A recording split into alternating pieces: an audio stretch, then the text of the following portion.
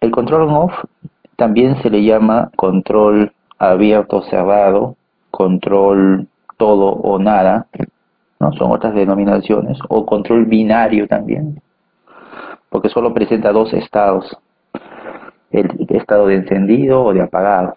¿Y qué significa esto? Que un controlador tipo on-off es aquel que solamente puede generar dos señales o puede adoptar dos posiciones, puede dar dos órdenes, prendido o apagado. El controlador emite una señal que va hacia el elemento final de control. En el caso del control continuo, pues esa señal es continua, pues no. Entonces el controlador constantemente le está enviando una señal al elemento final para indicarle pues cuál es el valor o la posición que debería adoptar. Pero en el caso de un control on-off, esta señal que emite el controlador solamente puede tener dos valores, dos estados, cero o uno. ¿Qué tipo de elementos finales pueden recibir ese tipo de señal? Porque no es que usted envíe una señal on-off a cualquier elemento final de control, como una válvula, por ejemplo. No, no es que a cualquier elemento, solo ciertos elementos finales de control pueden recibir una señal del controlador tipo on-off. Y esos tienen que ser elementos pues que tengan una característica tipo interruptor. Por ejemplo, puede ser una válvula, sí, pero siempre y cuando la válvula sea todo o nada. Es decir, una válvula solenoide, por ejemplo, en donde o bien está abierta o bien está cerrada, pero no tiene un valor intermedio. Puede ser el interruptor de algún equipo, de algún motor, el que reciba la señal de este tipo de controlador. O enciendo el motor o apago el motor. No hay otra opción. Podría ser también una alarma conectada a un controlador on-off, en donde la señal del controlador le va a indicar si se enciende o no la alarma. Ese tipo de sistemas de control se suele utilizar bastante en aquellos procesos o sistemas de seguridad. También se utiliza en el control de procesos continuos, como el feedback, sí, pero más se suele utilizar en aquellos sistemas en donde el objetivo del control es la seguridad. Eso no implica que no puedan trabajar junto con un control feedback, por supuesto que sí. El control feedback y el control on-off, es decir, el control continuo y el control on-off, pueden trabajar de manera simultánea, claro que sí. Imaginen un proceso cualquiera, en donde haya una variable pues, que deseamos controlar, la estamos llamando y a esa variable que deseamos controlar. Y esa variable y está sujeta a dos tipos de variables de entrada. Una de ellas, la variable de manipulación, y otra, las variables de perturbación. Lo que se busca en el control feedback es que si X cambia, y eso va a cambiar a Y, entonces se busca manipular a XM para que contrarreste el efecto de X y así mantener a Y en un solo valor. En el caso del control on-off, también se mide a Y, pero aquí el set point de Y generalmente suele ser el extremo de un rango que no se desea superar. Por ejemplo, vamos a suponer que Y sea una temperatura. Y si se aplica un control on-off a esa temperatura, seguramente lo que se está buscando es que la temperatura no supere cierto valor, es decir, no esté por encima de cierta temperatura máxima. Puede estar por debajo, pero no por encima de cierto valor, ¿no? Por una cuestión de seguridad. O al revés, puede ser que se desee que la temperatura no esté por debajo de cierto valor, sino más bien por encima, también por una cuestión de seguridad. Si fuese el primer caso, en donde se desea que la temperatura no supere un valor máximo, vamos a suponer agua. Estamos calentando agua, pero no queremos que el agua se evapore, pues, ¿no? Entonces le voy a poner una temperatura máxima que no debe ser superada, 90 grados Celsius. Que la temperatura del agua pues esté en 60, en 50, en 40, no importa. Con tal que no llegue a los 90, no supere los 90. Porque para mí 90 es una temperatura extrema.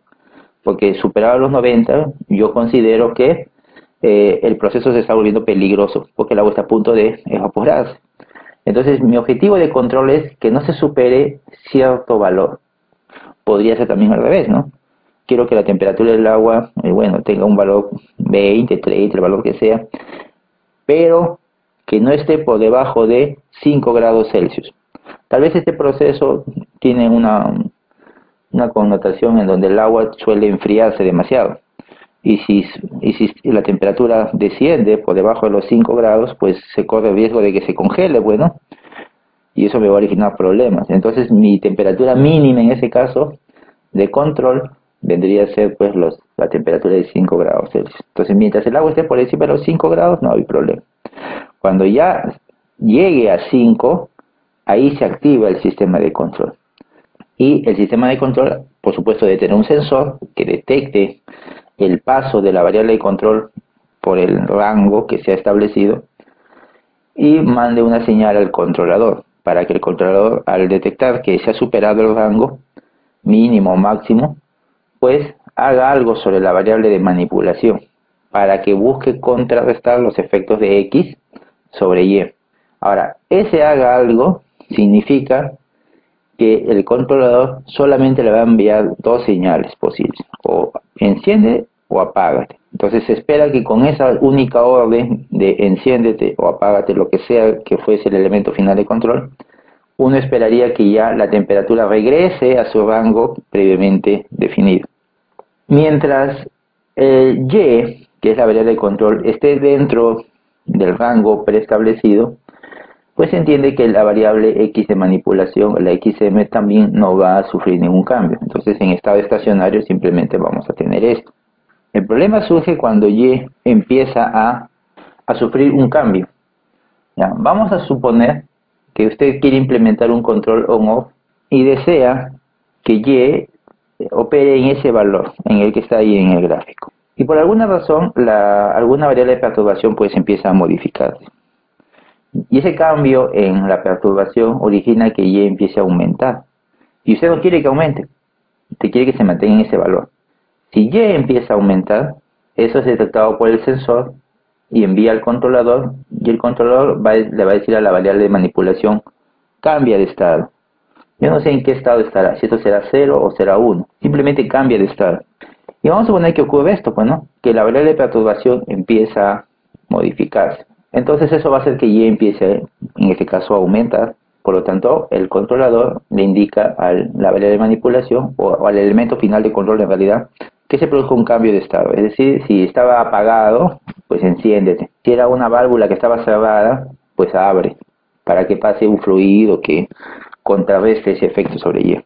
Y el elemento final actúa, cambia de estado y la variable de manipulación, como consecuencia de ello, también va a cambiar de estado. Eso va a hacer que Y, el cambio en Y, empiece a frenarse.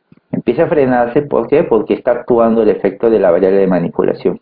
Y el efecto puede ser tal que no solamente frene el cambio en Y, sino que además haga que Y empiece a regresar a su valor preestablecido. Y eso está bien, ¿no? Porque lo que está haciendo ahí es controlar a Y. Sin embargo, ¿qué va a ocurrir? Dado que todavía estamos en esta zona, estamos fuera del valor preestablecido para Y, la variable de manipulación pues va a seguir en este estado, 1 por ejemplo. Y esto va a hacer que la temperatura o el valor de Y empiece a disminuir. Pero no tendría por qué detenerse en su valor de consigna. Más bien la tendencia dice que esa temperatura va a descender, pero va a descender más todavía. Al descender demasiado el valor de Y, pues también ya nos estaríamos saliendo de este valor preestablecido. Y ahí lo que debería hacer el sistema de control es decir, bueno, ya no necesito que usted esté encendido, más bien ahora apágate, ¿no? Y efectivamente, la variable de manipulación cambia de estado, pero si la perturbación permanece, entonces este cambio, este retorno de XM a su condición original, pues va a frenar, va a hacer que esta tendencia al descenso en Y pues empiece a frenar. Y solamente ahora Y esté sujeto a la perturbación que sigue vigente. Y lo que va a ocurrir es que Y va a empezar otra vez a cambiar. Cuando supere el valor preestablecido, el sistema de control va a actuar y va a hacer que la variable de manipulación vuelva a cambiar de estado, frenando el ascenso. Pero cuando el descenso supere el valor preestablecido, pues la otra variable de manipulación se va a desactivar. Y así podemos continuar. Si uno se percata, Y en ningún momento va a regresar a su valor, simplemente va a empezar a oscilar entre un valor máximo y un valor mínimo, como consecuencia del efecto del cambio de estado en XM. 0, 1, 0, 1, 0, 1. Y así va a continuar. Y eso va a continuar mientras la perturbación permanezca. Entonces aquí vemos cómo el efecto del cambio de estado de la variable de manipulación tiene sobre la variable de control. Entonces, al ver que empezó a aumentar, se tomó una acción, hasta que más o menos se observa que ya regresó a su valor original y se deja de actuar. Pero el dejar de actuar solamente va a implicar que el efecto se pierda y otra vez la variable de control empiece a cambiar porque la perturbación sigue vigente, ¿no? Este tipo por ejemplo, de control, en donde en realidad lo único que estamos haciendo es tratar de mantener a Y cerca al valor que debería tener, porque vemos que aumenta, disminuye, aumenta, pero ¿alrededor de quién? Alrededor del valor de consigna. Esto tal vez no es muy conveniente, pues eso va a depender mucho del tiempo de respuesta del proceso. Si el tiempo de respuesta del proceso es lento, entonces este tipo de control puede llegar a funcionar. Es decir, podemos tener un comportamiento de este tipo. El problema surge cuando se tienen procesos de respuesta rápida. ¿Qué significa eso? Que apenas la variable de manipulación cambia, entonces Y rápidamente regresa a su valor de consigna. Y como rápidamente regresa a su valor de consigna, entonces la variable de manipulación también rápidamente regresa a su estado original. Y al hacer eso, pues Y va a volver a perturbarse porque la perturbación sigue vigente, va otra vez a incrementar su valor y XM otra vez va a volver a activarse y rápidamente lo va a regresar a su valor original. Y luego va a regresar otra vez a su estado original XM. Eso parecería genial, ¿no?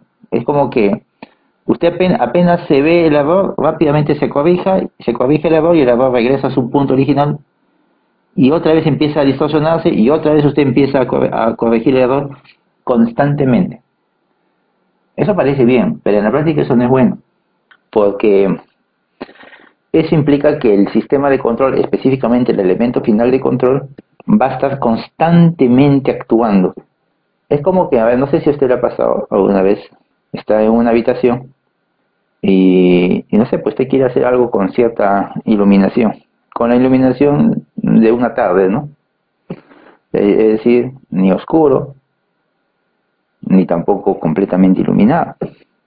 ¿Qué sea que quiere hacer? Pues si de repente pues empieza a oscurecer, ¿no? Entonces ¿usted qué hace?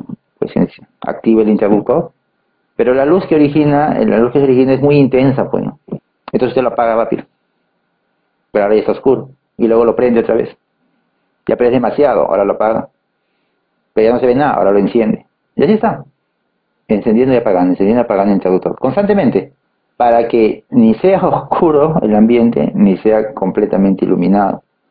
Porque tal vez usted no está buscando porque su punto de control no está en ninguno de los dos extremos.